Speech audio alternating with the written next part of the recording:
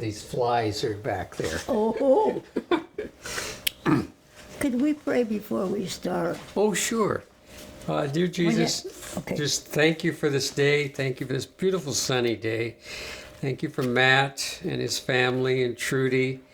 And just be with us today and just guide us with our conversation. Thank you, Lord. Amen. And Lord, I want to be a witness for you today just by being normal and by contributing to those that will be listening, that I will give the right answers and that I will be just like you want me to be. I want to be your servant today in this possibility. In Jesus' name, amen. Amen. Okay, Trudy, tell me about your parents. My parents were Clifford and Imo Ketchum. And she was a school teacher before they were married in his school district. Mm-hmm. And he got a brand new car to impress her, to impress that school teacher. And she was a very attractive young lady. And it would be normal that he would be drawn to her. Uh-huh. Oh, that sounds nice. Probably a Model T, I would guess. Model T or Model A possibly back then. Oh, it'd be a T, I think. A Model T, yeah. Wow. A Model A was like 1929. I guess that's true. She had one option, it was black. Yes. Yes. Did either your parents go to college? My father did. Uh-huh. He didn't go to high school completely, but he did live where there was a college, so he took some courses there. Okay. My mother, of course, had to have enough training to be able to teach school. Right, yeah. And she had gone to Fremont, Nebraska, as I remember it, to what they called a normal, a normal school. And she and her sisters, 2 other sisters, went. Mm-hmm. And that was quite a ways to go to Fremont, Nebraska, from where they lived in Springview. So it was a bit of a drive? It was a bit of a drive, or were they? Oh, they would have had to, yes. Yeah, yeah, interesting. Now, what type of work did your dad do? My dad was a farmer when they were married. Mm-hmm. And they were on their own. Well, I guess they probably rented the farm. And they were on that for maybe a couple of years. And then my dad heard about an opportunity he wanted to take advantage of. And so that's when they changed. I see. Imagine back then they probably used horses, didn't they, a bit in their farming? They did. Yeah. Mm-hmm. Yeah, that's so strange to think about horses and mules to plow and disc and do everything that is. Yes. Must have been. It was a different atmosphere. For sure. Now, you had one brother. I did. He was younger, Okay. about 2 years younger than I was. Uh-huh. And I was born, actually, we lived in Nebraska, but I was born in South Dakota because that's where the nearest hospital was. Oh, really? And it was Gregory, South Dakota, and we lived in a small, very small town right on the state line between Nebraska and South Dakota. And the name of the town was Jameson, Nebraska. Okay. Interesting, yeah. Probably 30 would have been the optimum population. Little But tiny there was a church, Uh-huh. and that answers your question, I guess. You sure did. So I imagine agriculture around Ainsworth was probably corn mainly, I suspect, wasn't it? That the farmers grew? Now we're talking about Ainsworth or when you were in Nebraska? I grew up in around Jameson. That's right, yeah. And I was there through my 8th grade Okay. education. Uh-huh. And then my dad moved us into an area that had a high school.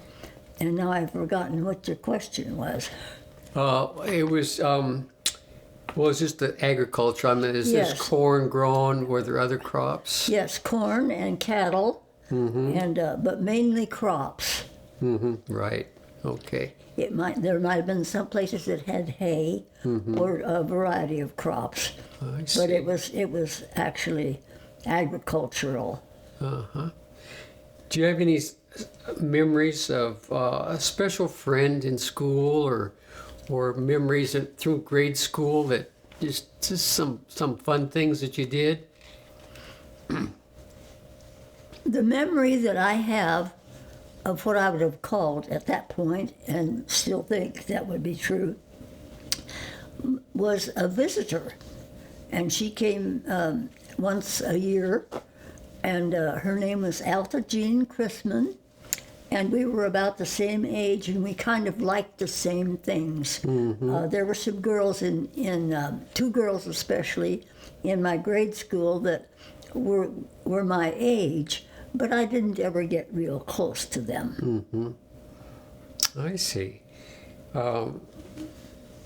Back then, I think you mentioned that they didn't do church camps like kids do nowadays. So you had once a year there was churches would get together. What do they call that? Well, they had a Pine Creek camp meeting. Camp meeting. That's it. And they would call in a very special speaker. It was interdenominational, but it was a holiness. And there was this one man that had this land that was very conducive to having a tabernacle and the actual time for the services. And so it would be a 10-day time. People would drive in and use their tents. There was a tabernacle that was built there, and they had water pumps, and Wow. and you just camp out. Was it an actual tent, or a large tent, or was it a No, it was an permanent actual building? structure. Permanent Wood structure, okay. It had open around three sides of it, Wow. Okay. but and wooden benches and Yeah. wooden altars, and they had a platform and a piano. And they usually always had a musician besides the evangelist. And it was a it was a holiness, but they used different denominations in that camp meeting. And it actually, some people would come and pitch a tent and stay overnight and then go numerous days if they're True. from out of town. That's true. Wow. Some of them would come and camp and just be there for the 10 days, or they may come in for a few days. And but the Sunday services were largely attended, and people just drove in, and it was kind of an area that you would go down a small incline, and you were down there in just kind of a little place by itself, where the tents could be raised up, and then we could go to the tabernacle. I can remember hearing one especially loud-voiced evangelist that I loved. His name was Harold Volk, Oh, really? and we were in Nebraska. He was from Golden, Colorado, and he was a paralytic. He had the legs of a 12-year-old, and he was an older person. And so it was very interesting to a child to see that happen. But he had a wonderful voice, and it would just ring throughout that campground. Oh, that sounds like fun. And he sat on a table to preach. Oh, really? Wow. And he would get he came to church onto the platform with his crutches, and you had to be quick to see how he transferred from that table with these crutches to the table with his crutches. He was fast and he was good, and his voice was so strong and beautiful to us. Oh, that's great. Well, tell me, how'd you meet Ray? Ray was we moved when I was out of the 8th grade to a railroad town, and where my dad started his grocery business by himself, of his own. I see. And we moved with the necessity for me to begin to go to high school. He did not want to send me away to high school. He wanted me to be at home and go to high school. So he started a business of his own at that time, a grocery store, and it was a railroad town, and it was a very in advancing town for those days, and it was interesting to be around that kind of activity that we were raised in. And then, did Ray work at the store? Or? Oh, the question was, how did I meet Ray? He lived across the street. Oh. His family had a vegetable farm, and he was on the Niobrara River, and they could grow their vegetables. And then, of course, they had cattle, too, and I guess maybe a horse or so. But anyway, they had this place in town, and it was across the street from where we lived. And that's where I first saw Ray, and became acquainted with him later. So you and Ray eventually started dating. Yes. What would a fun date be like? Something that comes to mind, something that you just had a real good time, the two of you. Well, this was an interesting romance because my dad did not approve of Ray. Of course, he was my dad was a protective father, and Ray didn't quite meet the standards of education that my dad had thought would be good for me. And so we would sneak out. Oh, really? And meet at places, and it was that sort of a thing. And so we have some interesting stories about that because Ray liked me well enough that he was willing to take the chances, but it was an interesting romance. And my brother dearly loved Ray. He was like his brother. And Winston was an instigator anyway. And so we had a lot of nice times getting together and all of this.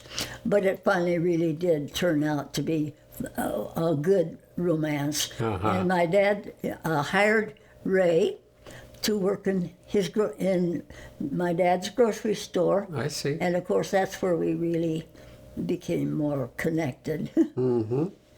Wow, I had no idea. That's a great story. So your brother kind of kept the secret about you going out. Well, he would just covertly. He was just an instigator, and see. he was a good friend of Ray. And of course, this was a challenge to my brother, and he loved challenges. And so, but he really did like Ray, and they were like brothers.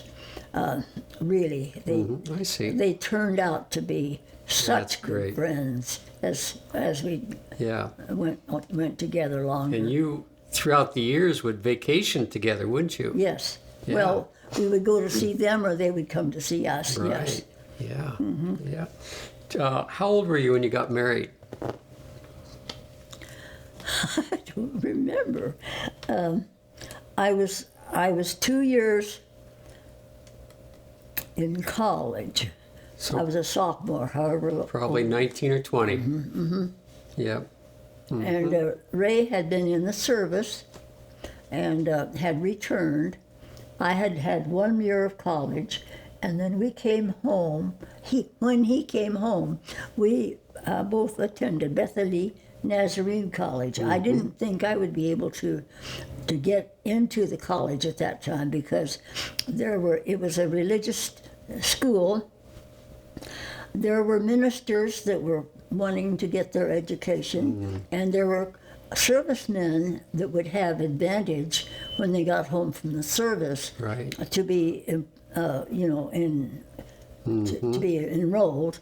And so I didn't think I would be able to go at all. But it did turn out that we found a place for me to stay in a home and be close to the college, and we could all go.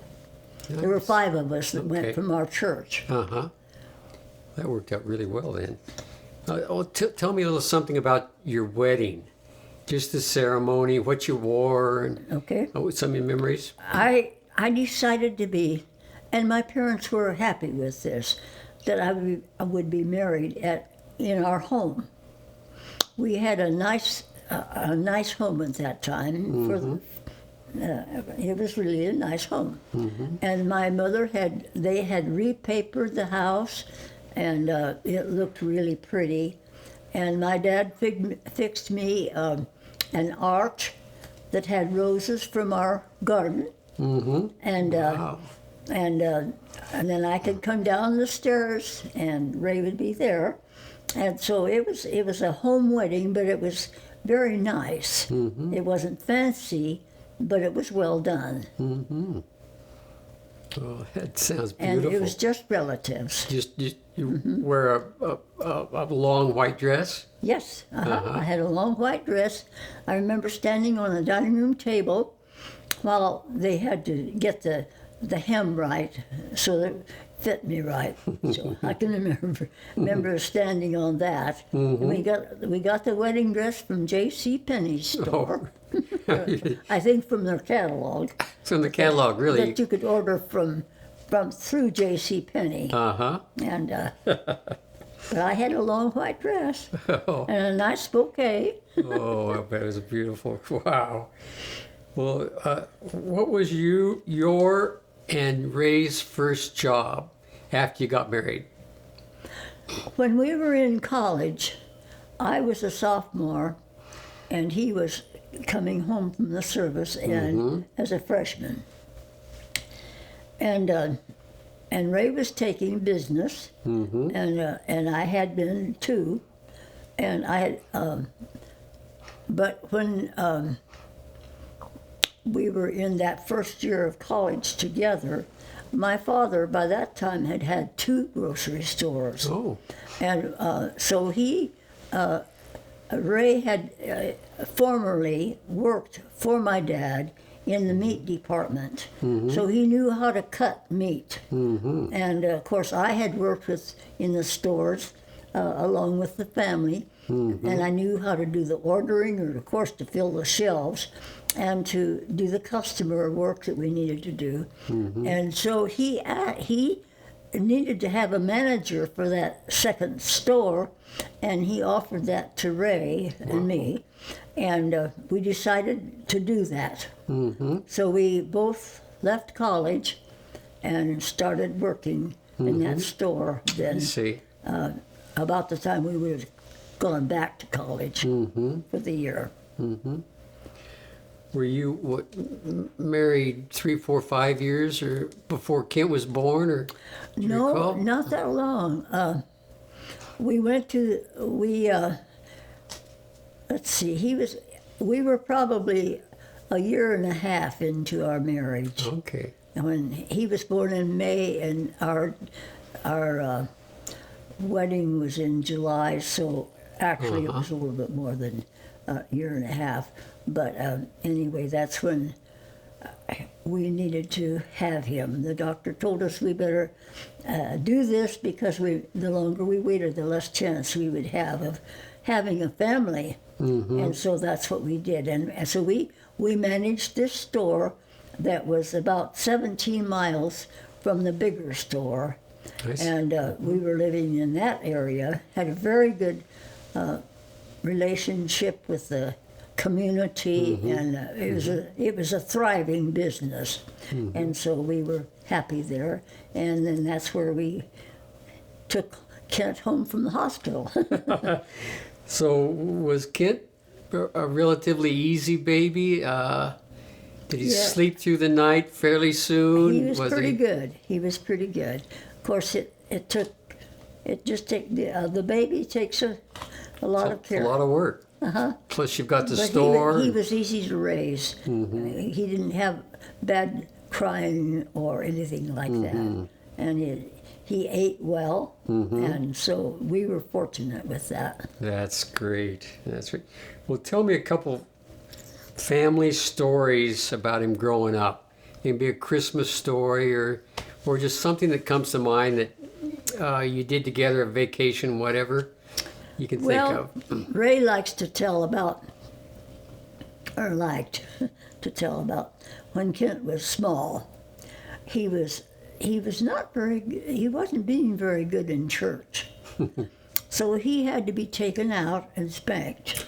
Okay. Ray was pretty gentle, but Kent knew he was being punished. And he went out 3 times during that one service.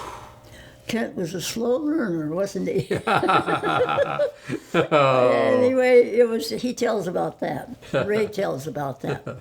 But he was really easy to raise, and we enjoyed him so much, and he felt loved, and Ray was such a good dad to him. He was the kind that was with Kent when he could be.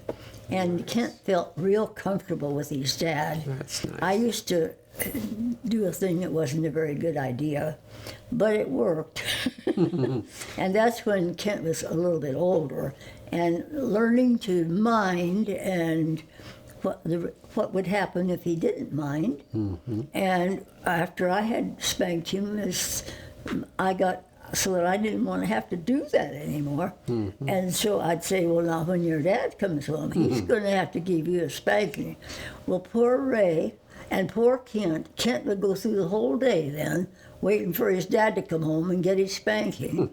And his dad would come home, learn that he had to do that, and so he'd say, what did you do, or whatever, and then he would carry through with what he needed to do, and then he'd take him and love him right quickly. That sounds like So really Kent knew father. that he was punished, but he knew he was also loved. Yep, perfect. So That's nice.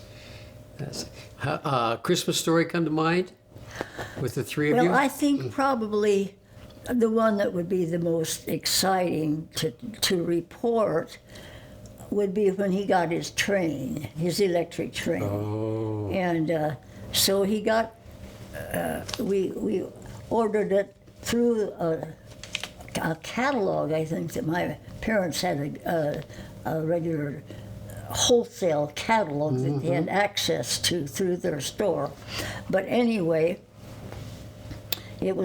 I think when he got that electric train was But another nice memory that we had was going out to the Ray's family farm. And his brother and wife and girls lived there. And we would drive in, and it would be, you'd come down close to the river, and then you just come down these hills and come right into the farm itself.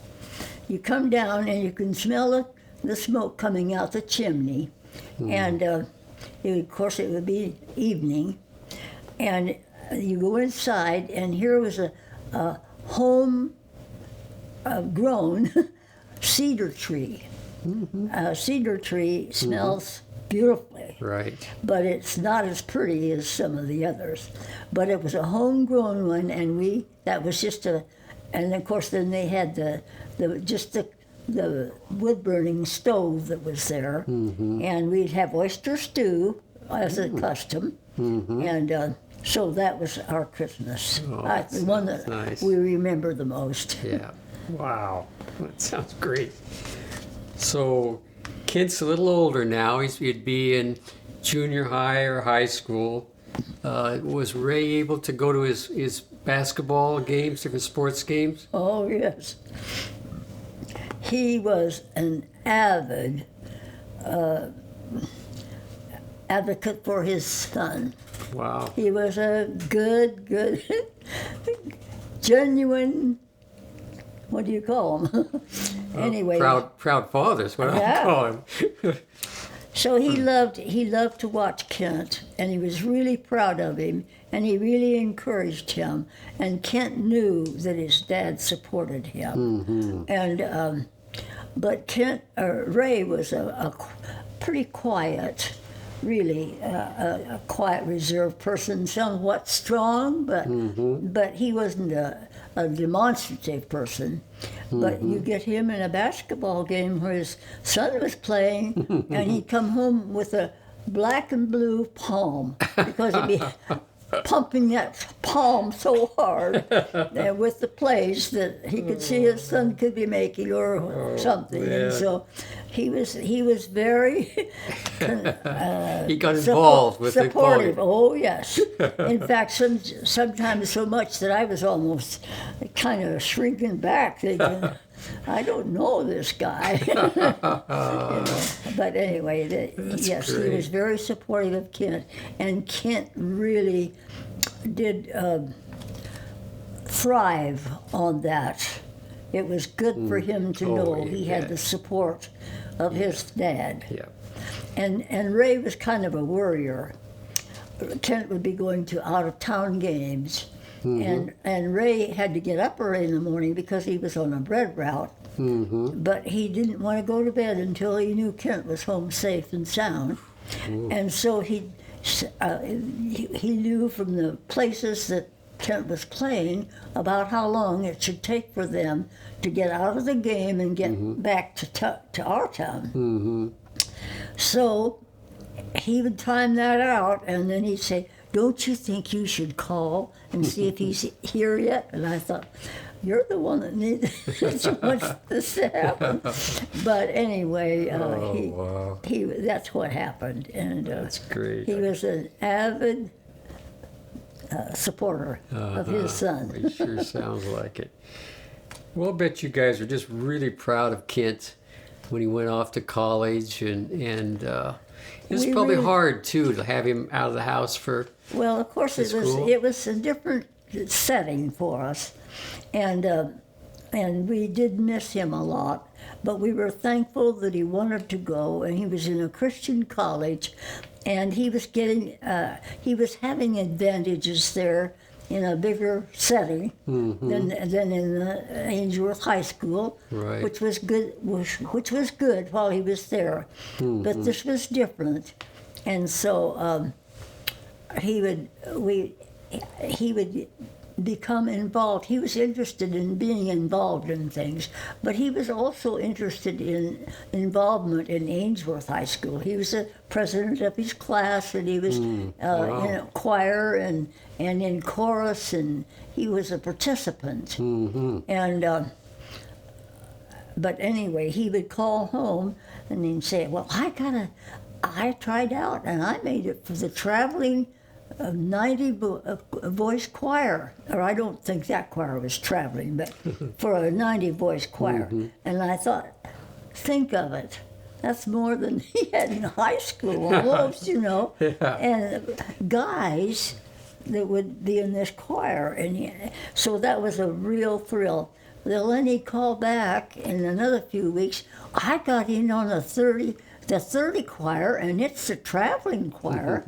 And then he was also in a quartet. So he got there and really enjoyed it and became involved. Really and the annual that they put out, the college puts out, he was chosen to be the freshman man of the year. Oh wow! He was really and he was president of his class for either 3 or 4 years. Oh really? So he just got right in there and He was. and then made the most of what he had. It sounds like it. Sounds like it's a good experience. Really good experience for him. Well, tell me a little something about Kay and Kent's wedding. Oh, well, it's a story our families would go through, because Kay was engaged when Kent came to college, but they were both. She was a D, Donaldson. He was a C, Conrad, and they were both freshmen, and so they would sit in chapel not too far from each other. I see. And of course, she was engaged, so he knew that was not what he should do. But he liked her. But he would call her up in the dorm and ask her if she would go down the hall and get one of the girls that he wanted to have a date with to come to the phone, or I don't know how he did that. But anyway, it was funny. She was running around down the hall for him to have a date. It was fun. But then their engagement broke up. Mm-hmm. And Kent learned about that in the summertime. And by that time, anyway, he said, "Mom, I'm moving in there." So he just started pursuing Kay. And he was very concerned that he got that job done, and he did. Well, it sounds like he... Yeah. Yeah, oh boy. So do you remember Kent's first church he worked at? He's probably, a youth pastor possibly? It's an interesting story because in Ainsworth, Nebraska, where he was raised, Right. there was a young pastor that came fresh to us from the seminary. His name was Jim Tapley. Mm-hmm. And he was skinny and just didn't seem very aggressive. And I did his laundry for him until his wife could come. She was working and had a job and needed to finish that off. And so anyway, he told me about his young fat wife. She got there, and I thought, well, where is she? There was this beautiful person that was his wife, and she and I became best friends for the rest of our lives. But he came out of seminary to our church. Oh. So when Kent graduated from the seminary, he was called by this same pastor to Spokane, Washington, to be the youth pastor there. So it was interesting, the cycle that the Lord used. Yes. From pastor to pastor, from seminary to seminary. It was just providential. It really was. Yes. And it seemed like he liked working with the kids? Yes. Yeah, he was a youth pastor, and he did a good job. And Kay, since you know Kay, you can see how good she would be as right along with him. And they were interested in the young people, and the young people would respond to them, and the church that they went to, where Jim Tapley was pastor in Spokane, it had a nice group of young people, so they could really minister and give of themselves. And of course, they were just out of college, or seminary now, but and she had been teaching. But anyway, it was a real good match. Good. For everyone. Well, that's good. That's good. His second job as a pastor, was it also in Spokane, or did they move at that point? They moved from Spokane to be a senior pastor in Tulsa, Oklahoma. Oh, okay. And so that's where they had their first pastorate. And how long was he there? He was there probably 2.5 years, and then the pastor that he had come to was moving on, and so that church called Kent, the Spokane church, called Kent as to see if he would be their pastor. So it was an interesting cycle. Back to Spokane. Yes. And he did that and was there for some time. Tell me just a bit more about Ray. When he was in his 50s and 60s, was he still doing the bread route or supervision? He became a manager, and so we moved from Ainsworth to Norfolk, Nebraska, which was probably 125 miles away. And he was the supervisor over, I think it was 12 routes. Wow. and that would go out from Norfolk. Right. And so he was there, and so that meant that we moved from our Ainsworth home and from our Ainsworth friends and our Ainsworth church and went to this little place where they really didn't have much of a church at all.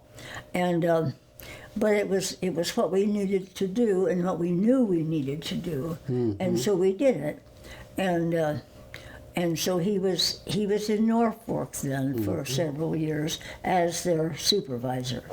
He became a little bit disillusioned with the management that was over him, and he was getting questioning of whether he could just stay under that kind of a spirit and that kind of an atmosphere. That's hard. We went to visit the pastor and his wife that followed the Tapleys in Ainsworth, and we were good friends with them also. They lived at that time in Denver, and so we went to visit them, and but I want to back up and say that this pastor that was the second pastor, it was time in the church in Denver for them to have a summer ministry, and so he knew that Kent was beginning to feel a call into ministry, and of course he knew us. We knew them personally, and he knew who Kent was and how he was, and called Kent and said, "Would you be willing to come during the summer and just be working with the young people in our church?" Well, he did that, and that was a transitional time for Kent, but it was also for Ray and me, because when we got there, this pastor said, "Trudy, you need to come and be my secretary. I'm starting to have a full-time secretary," and I had been working in an office, but it was with office work rather than, bookkeeping, and it was not necessarily a church office, or it was not a church office. So I thought, well, and he said, "Ray, you can start over. You're getting you don't enjoy right now how it was with his company anyway." And so we went home and into our brand new house, and one Saturday morning, a couple of weeks later, I thought, I haven't really prayed about this. And so Ray was out on a supervising call, and when he came back, I said, "Ray, I just want you to know, I'm not trying to say this is what we should do, but I just want you to know that if you would feel like you wanted to, that I'm willing to go to Denver and accept this job that this pastor offered me." That just lit a fire in Ray. Really? He wanted to do that, and long story short, that's what we did. So that's the way that we actually, through this pastor that had been in this little Nebraska town, went to Denver, called Kent to help him in the summer, and then invited us to come. And so Ray kind of started over at that point with his career, but he was happy to do it. And maybe happy isn't the word, but he was contented and convinced that that's what he really wanted to do. So it didn't take him long to come up into the ranks, and he was in supervision before very long. That was route work again. Worked in a bread company, and then into potato chip company. Okay. Where he stayed, and so it was providential. And then of course, our moving to Denver was like taking a vacation the whole year around, because whenever we could take a vacation, which would be maybe a week, possibly 2 weeks, we always wanted to go to the mountains. And then to think that we were going to move there and be there for steadily, it was a wonderful, and we didn't care about the house. It was not fancy house. And it was not a new house like we built one and bought one. So it was a change, but that didn't matter to us. We were so happy to be in Denver, and it turned out that we were there many years. And that's where he's actually now, in the mausoleum, and where I will be by him. I see. Well, it must have been a good job for you, too, to work for this pastor that you admired and liked so much, and you're with him every day that way. And it opened up doors in my life that I hadn't expected. Right. And so on the district level, and then on the general level in our church. And so, and then you also. And so it was providential. I think so. And we were happy. Yeah. Tell me a little something about Ray's illness. What caused his death? He had a cancer. Oh. It was a prostate cancer. And there was a new medication that was coming out that was from I think it was Australia. And that might not be right. But anyway, he accepted using that, but it began the cycle of him having cancer, but also then he had heart attacks. I see. And so he actually died of a heart attack, but he'd had this bad cancer also. So he went through a lot, but he was a trooper, and he just kept going as long as he could, and felt better for doing it, and he advanced in his business, became a manager and a purchaser, and so he did well, and so it was right.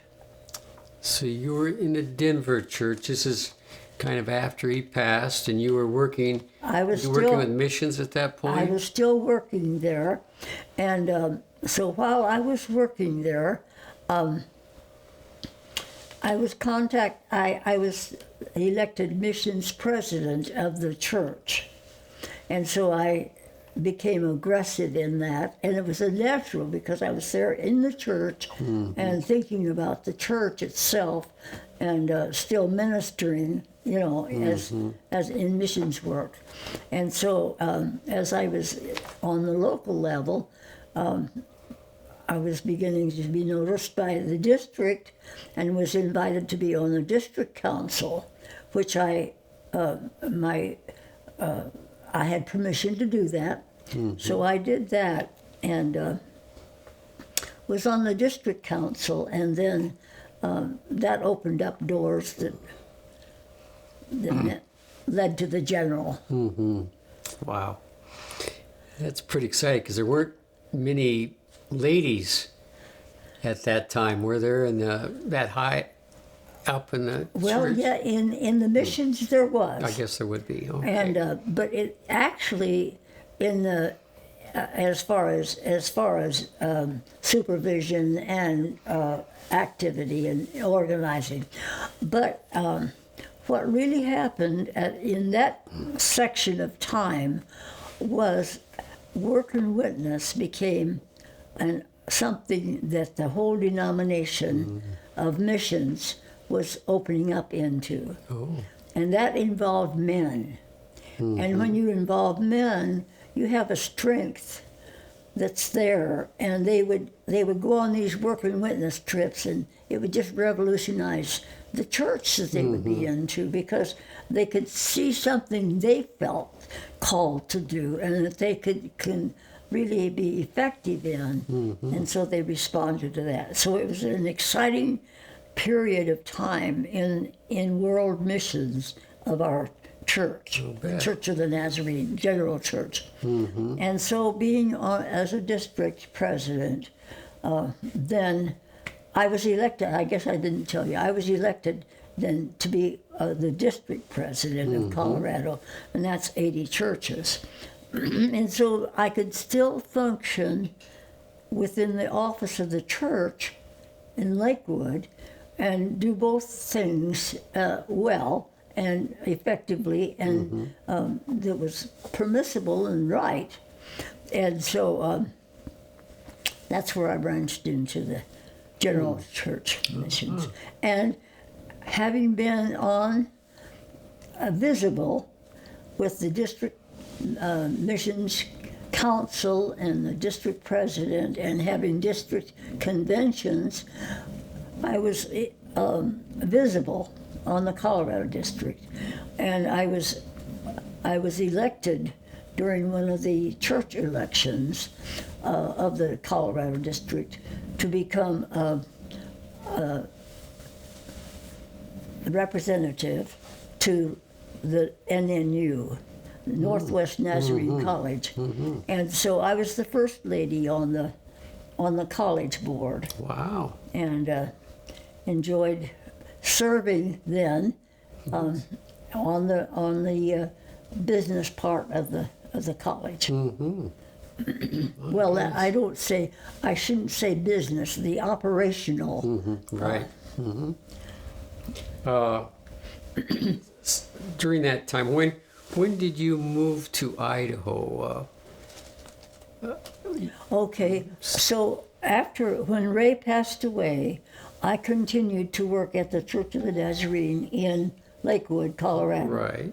And I was still on the district council, and I was missions president of the missions in Colorado for 17 years. And then I was elected to the general council. And but anyway, that was a part of the whole picture. And then, but I came to the position that it was time to leave. And I had done my work, and it was time. And we owned our own home, and I was able to sell it at a good rate. And Kent wanted me, of course, had invited me sometime before this, but I was ready then to retire. Yep. And at that time, they had moved to Seattle area. And so then that's where I moved from Denver, was to Seattle. And I've been with where they were ever since. And then Kent got the job at Nampa first. Yes. And then that's where I met your dad. Right. And of course, by that time, Ray had passed away in Denver when we were still living in Denver. Right. And so that's how that came together. Okay. If I remember right, some of the early times with my dad was in McCall. Yes. With the Sunday school class. Yes. That sounds like you guys just had such a fun time. I'm so envious I was never invited. Oh, well, I'm sure that was not necessary for you to an invitation. You would have been very welcome all the time. But what happened was I became a recipient of the invitation to come up with some of the groups that would go to the cabin, your dad's cabin, and just be as a guest there, as many people were. And that's where your dad and I really got. But another place we got acquainted was when I was moving into the house that I had bought there by Creekside. Right. Patty, your sister, was with me, and we were out across the creek, looking at my house that I just bought, and there was a hillside there that was not developed at all, but it just needed something. And I said to Patty, well, I think maybe a place to start is to clear this up as much as I can and get some rocks and some good weeds, greenery growing. And she says, well, my dad has some rocks. And so that turned out to be quite a connecting point. A very big project, too. Yeah, and a connecting point because I remembered that she said that. And so when spring came, this was in September, and so when spring came, I thought, okay, now's the time for me to really get serious about this. So I had met the Grimms. We found out that we were third cousins, Joanne and I, and so they were just really friends with me and with Tommy. And so anyway, I asked them to come to my house one Sunday night, and the Grimms, I knew that we had the possibility of maybe getting some rocks. I didn't know where that was, and I knew they were going to have to be moved, and how are you going to do that? So I had the Grimms come at the same time as Tommy did, and so that's how it got started. He had the rocks, and they had the trailer, and so that came together. Yeah. And that turned into quite a project. Oh, it was huge. It really, your backyard was just stunning with the planters. Yes. And rock and down to the ditch. He made that path along. Right. He put rocks down to the water, made a wall of rocks, and then the path, which I thought was beautiful. Amazing. And yes. Anyway, that was a project for him, and boy, he got right into it and worked into it. He did a lot of hard work, and but he had a challenge, and you could tell he really liked that challenge. And so it was good for him and good for me. Well, tell me about one of Dad's best friends, Jadine. Oh, well, I would hear about Jadine, that name, often, and I finally got to meet him. Well, he was, as you know, he was a giant of a man. He was a huge person, but I could see why Tommy was so drawn to Jay and why Jay was so drawn to Tommy. They both had an admiration for the other, you're right. and they didn't look at size for any kind of a determining factor. And Jay was tall and manly and masculine and muscular, and you could tell he'd been a sportsman, like in college, Right. But anyway, that's when I began hearing about Jadine. I don't just remember when it was, but I was hearing that name, and I finally got to meet him, and I was thought Tommy was so right in his friendship with Jadine, and of course I learned a lot more about it later on. So probably Bob Miller and his wife and the Grimms were probably some of your best friends, weren't they?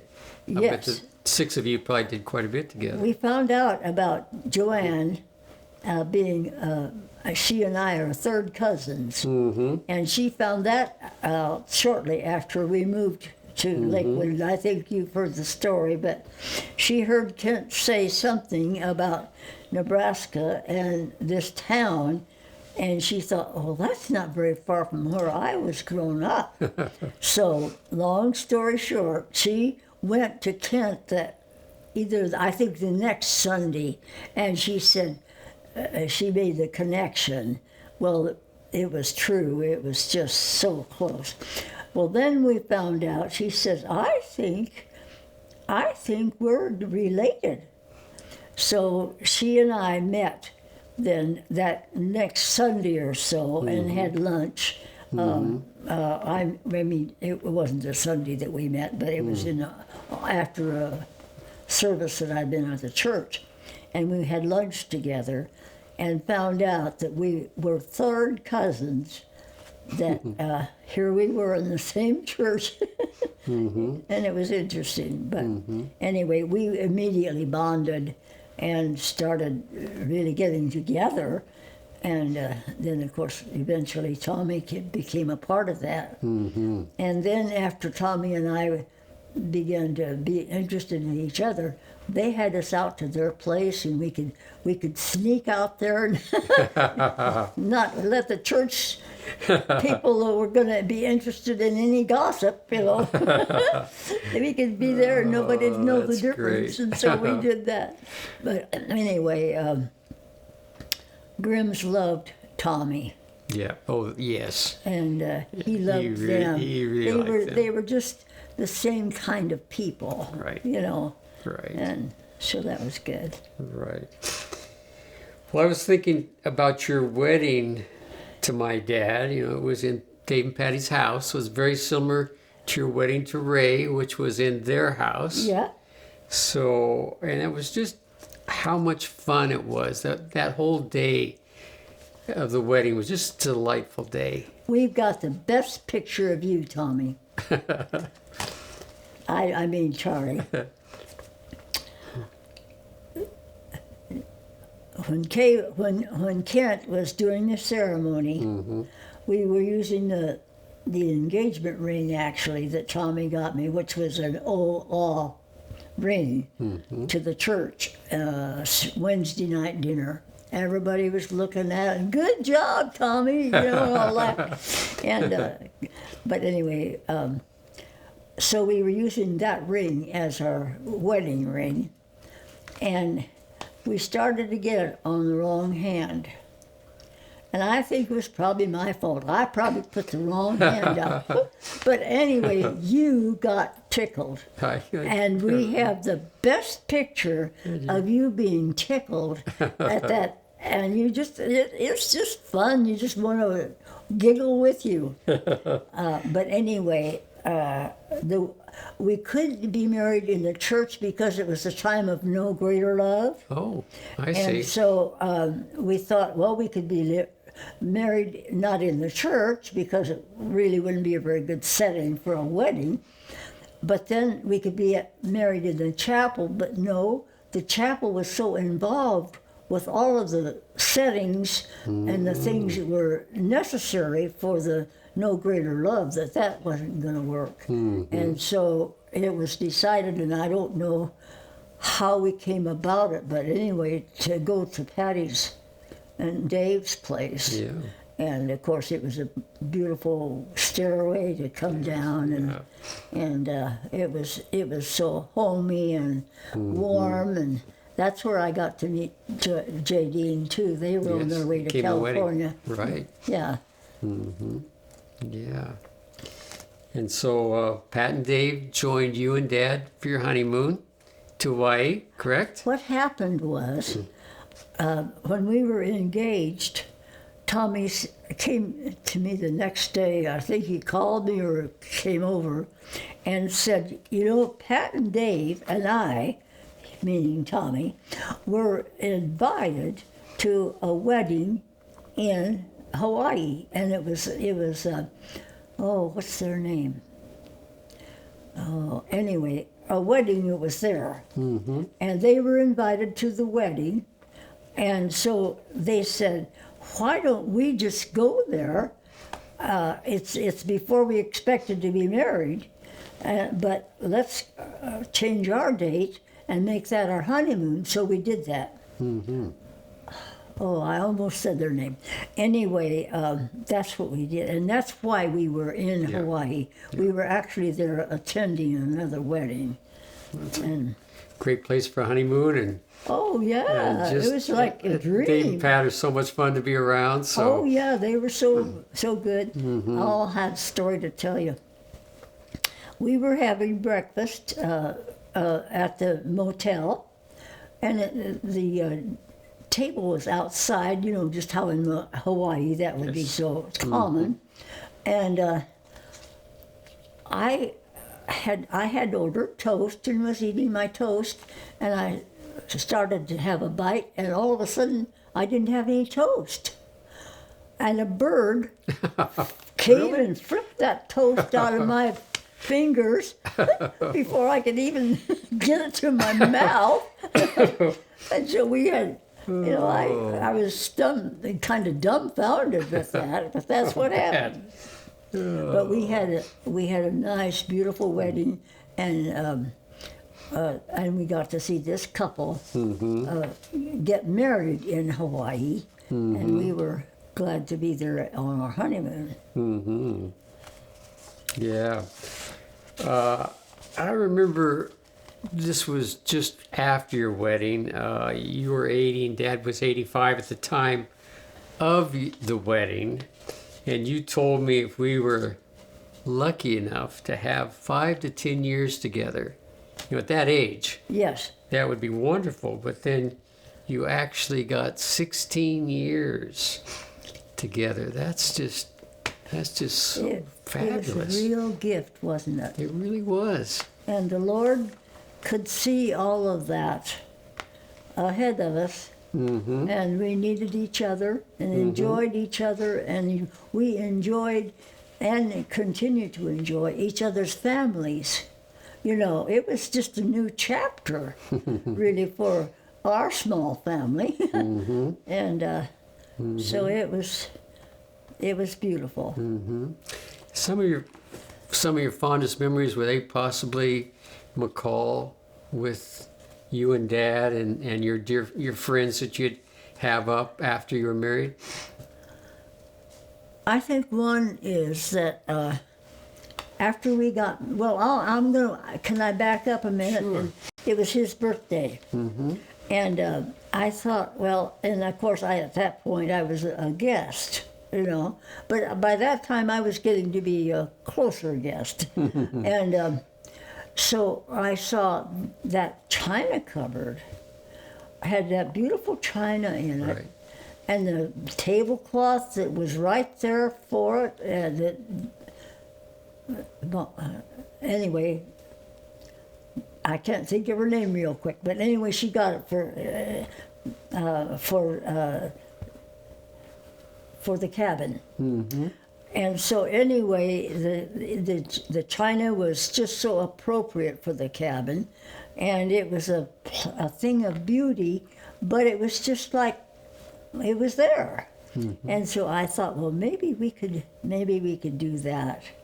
So we used the china, and Tommy appreciated that so much, and your dad well enough to know that when he came to me, as I was putting some of the cups away, he came over, stood right where I was at the china cupboard, and he almost had tears in his eyes, thanking me for using that and being that thoughtful to use that china. And nice. So I thought that was really neat of him to do that. And that's one of the nice memories. Another nice memory we had that after we were married, and we're having guests, I said, Tommy, I think it would be good if we had someone lead us at least one time in a devotional. Well, almost always we had a pastor and his wife with us, or a missionary, with us, or something, and we wouldn't have to been either one. But we decided to do that. And that became a very special time to all of us, and even to those that were in charge. They felt like that was an opportunity that they would have to minister, Yes, know. Yeah. And so we enjoyed that. And I don't remember what your question was. So Bob Miller would probably lead several of those, wouldn't he? He probably did. And then one time Lowell Grimm just opened up, and this was before we really had people designated, I think. But as we go around the circle and introduce ourselves, anyway, we heard about Lowell's story of being adopted, and it's a tearjerker. Really? I've never heard it. Oh, didn't you? Oh, you'd love it. And how his birth mother really loved him and wanted to get back with him, and she wanted to raise him and she couldn't. And it's just a story of how they finally found each other. I see. And then one thing that I like about the story was he had a dairy farm. I mean, Right. where he lives, he was using dairy cattle. And so he was in the barn early in the morning, and he heard the telephone ring, and so Joanne says, you have somebody that's calling you. And so he answered, and he said, well, who is this? And he said, it's your mother.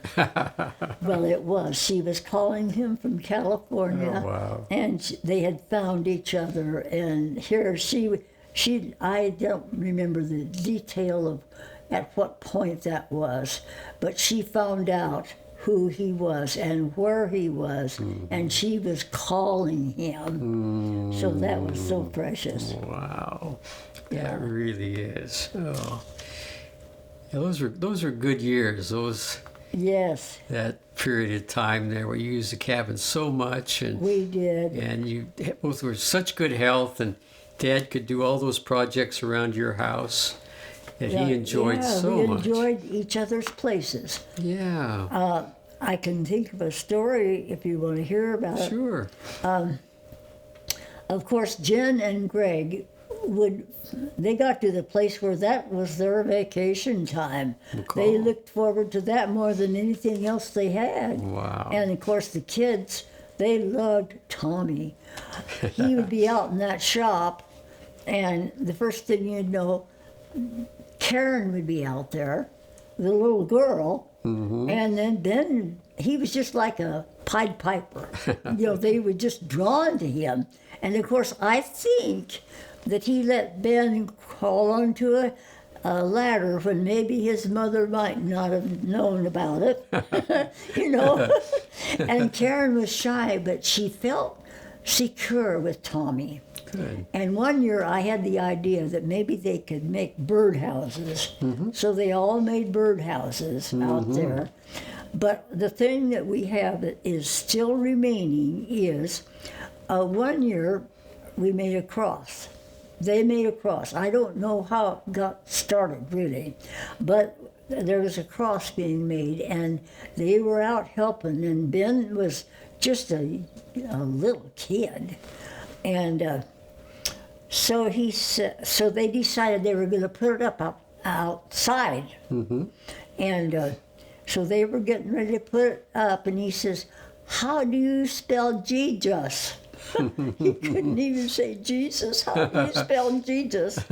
And so we have that same cross in our place at McCall. Wow. We moved it when Ray and I were. I mean, when I was no longer there. Yeah. And so anyway, how you spell Jesus is That's so great. important. And so it was written on the cross, Uh-huh. see. What were some of the Christmas gifts that Dad gave those kids? Did he have some unusual, some strange things that he'd do? Did he ever do scavenger hunts or any of that? Well, I know he used to do that with your family, but I don't think he did that with so much. okay. But I remember one time when he came to be with us, with Tommy and me, Jen and Greg came, I think it was President's Day, that they wanted to go snow walking, or what do you call it? Snowshoes. Snowshoeing, yeah. And the kids were small, but they brought them in, and of course that's in January, isn't it? I think so. I do too. And so anyway, we came. They were there. Well, Tommy fixed up a fort for those kids in the family room, and he had it just covered up so that they could just crawl in there and be in that fort, And he did that for them, and of course they remember that, And it was so meaningful. And Jen and Greg thought that was great, and Wow. That's Yeah. Those are wonderful memories. oh, they are, and Yeah. and the kids can't remember not coming To McCall. That was to McCall. their summer That- vacation. It was. Every summer for years was Yeah, it was. to take everybody And meet McCall. the best place they could think of to go, and they would plan the whole trip about the water and the sand. Did you ever hear about the story of the lost stone? No, Well, are you interested? certainly. Well, the kids were playing, and Karen had this wonderful stone. It was just a wonderful piece of possession for her. And somehow that stone got into the water. And I think Mr. Benjamin was kind of into that. Well, she was absolutely brokenhearted, and she let everybody know she was. She was just crying her heart out, and she really meant it. She just hated it because she just loved that stone. Well, of course, everybody was trying to help her, and Tommy says, "Oh, I think I can find a stone finder." So he went to this shop, and he got a stick and something that would pick it up, you know. And so we went down to the water. We all went down to the water and fished around for that stone. Well, of course, we couldn't find it. But I told Karen, you know, Karen, there's a place downtown that they have a lot of rocks. Yep. That stone, you know, the rock house. The rock. Yep. Yeah. And so I said, what we need to do is go down there, and we can find something. So we took the kids down there, and that helped him that day. And Ben was he was out of trouble then, you know. But he felt bad, but it was too late, and they couldn't find that very special rock, you know. Oh, yeah. Oh, good memories.